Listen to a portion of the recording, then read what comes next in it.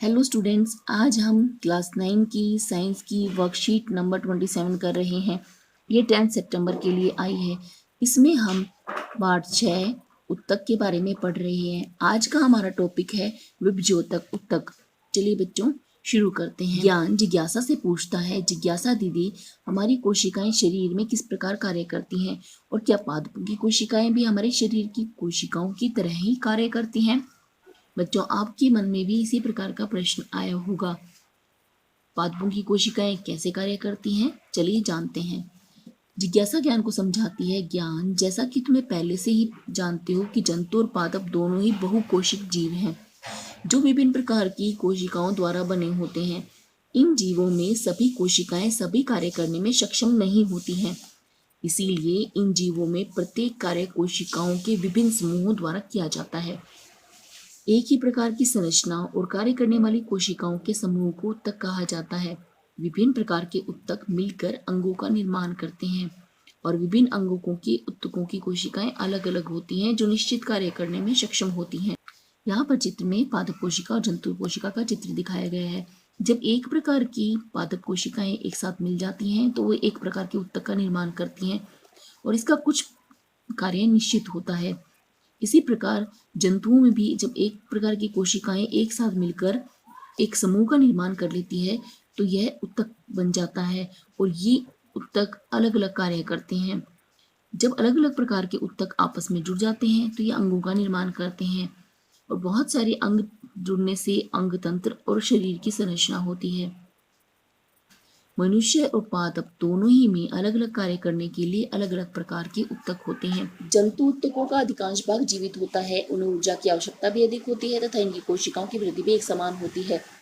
जंतुओं में ऊर्जा की ज्यादा आवश्यकता होती है, इसीलिए इसमें जीवित कोशिका कार्य करती रहती हैं। पादप उत्तक पौधे स्थिर रहते हैं, इसीलिए इनके अधिकांश उत्तक सहारा देने वाले होते हैं। यह उत्तक अधिकतर मृत होते हैं, इसलिए पौधों में वृद्धि भी कुछ ही क्षेत्रों तक सीमित रहती है। इन्हें ऊर्जा की आवश्यकता भी कम होती है। पौधों में कुछ उत्तक जीवन भर विभाजित होते रहते हैं। पादप उत्तकों को विभज्योतक उत्तक तथा स्थायी उत्तक के रूप में वर्गीकृत किया जाता है। हम सभी जानते हैं कि पेड़ पौधे स्थिर रहते हैं, चल फिर नहीं सकते हैं, इसीलिए इन्हें एक स्थान पर खड़ा रहने के लिए सहारा देने वाले उत्तकों की आवश्यकता होती है। इसीलिए पौधों की ज्यादातर उत्तक मृत होते हैं। मृत उत्तक होने के कारण सभी कोशिकाएं वृद्धि नहीं कर सकती और केवल कुछ क्षेत्रों तक ही वृद्धि का कार्य सीमित होता है। पौधों में कुछ उत्तक जीवन भर विभाजित होते रहते हैं और कुछ उत्तक विभाजन का कार्य छोड़कर अन्य प्रकार का कार्य कर लेते हैं। पादप उत्तकों को विभज्योतक उत्तक तथा स्थायी उत्तक में विभाजित करते हैं। ऐसे उत्तक जो लगातार विभाजन करते रहते हैं और वृद्धि करते हैं उन्हें विभज्योतक उत्तक कहते हैं। जब विभज्योतक उत्तक अपने कार्यों को छोड़ देता है और कुछ नए कार्य पकड़ लेता है तो उससे स्थायी उत्तक का निर्माण होता है। यहाँ पर चित्र में विभज्योतक उत्तक दिखाए गए हैं। विभज्योतक उत्तक 3 प्रकार के होते हैं। वह विभज्योतक उत्तक जो शीर्ष पर उपस्थित होता है, इसे शीर्षस्थ विभज्योतक उत्तक कहते हैं। इसका कार्य पौधे की नई संरचना को लंबाई में बढ़ाने का होता है। दूसरा विभज्योतक उत्तक होता है अंतर्वृष्ट विभज्योतक उत्तक। यह पादप के टहनी के पर्व संधि पर उपस्थित होता है। जहां पर टहनियां या पत्तियां जुड़ी होती हैं वहां पर यह उपस्थित होता है और इसका कार्य संधि के बीच की लंबाई को बढ़ाना होता है और इस प्रकार ये संधियों के जो पर्व होते हैं ये बड़े हो जाते हैं और पौधे की लंबाई बढ़ती है। तीसरे प्रकार का विभज्योतक उत्तक पार्श्व विभज्योतक उत्तक होता है। यह पौधे के चारों तरफ गोलाई में उपस्थित होता है और जब इसमें विभाजन होता है तो ये चौड़ाई में कोशिकाओं को बढ़ाता है, जिसके कारण तने की मोटाई बढ़ती है। विभज्योतक पौधों की वृद्धि कुछ निश्चित भागों से ही होती है। ऐसा विभाजित होने वाले उत्तकों के कारण होता है। इस प्रकार के उत्तकों को विभज्योतक उत्तक कहते हैं। ये 3 प्रकार के होते हैं। शीर्षस्थ विभज्योतक, यह पौधों के जड़ एवं तनों के वृद्धि वाले भागों में विद्यमान होते हैं। यह पादपों की लंबाई में वृद्धि करते हैं। अंतर्वृष्ट विभज्योतक, यह पत्तियों के आधार या टहनी के पर्व के दोनों ओर उपस्थित रहते हैं। पार्श्व विभज्योतक तने की परिधि अथवा मूल की वृद्धि में पार्श्व विभज्योतक उत्तक के कारण ही होती है। यह पौधे की चौड़ाई को बढ़ाते हैं। स्वयं को जांचिए, उत्तक क्या है?